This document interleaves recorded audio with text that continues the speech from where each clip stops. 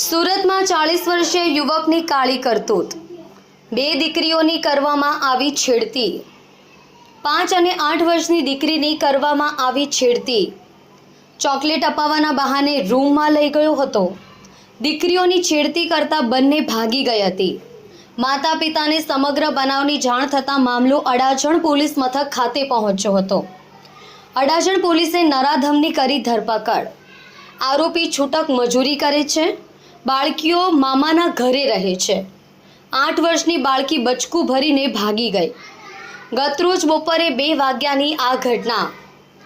8 વર્ષની બાળકી અમદાવાદ રહે છે. વેકેશનમાં મામાના ઘરે આવી હતી. 5 વર્ષની બાળકી ફોઈની દીકરી છે.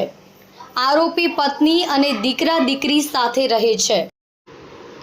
કલ્પેશ રાણા સાથે જોતા રહો ન્યૂઝ 9 ગુજરાતી. અડાજણ પોલીસ સ્ટેશનમાં એક ગઈકાલે છેડતીનો અને પોક્સોની કલમ સાથેનો ગુનો નોંધવામાં આવેલો છે. બનાવમાં 2 નાની દીકરીઓ છે, 9 અને 10 વર્ષની. એમની વિજય રાઠોડ કરીને જે આરોપી છે, જેની ઉંમર 40 વર્ષ છે અને એમના ઘરની પાસે જ રહે છે, એના દ્વારા છેડતી કર્યાની વિગત જણાઈ આવેલી, જે આધારે ગુનો દાખલ કરવામાં આવેલો છે.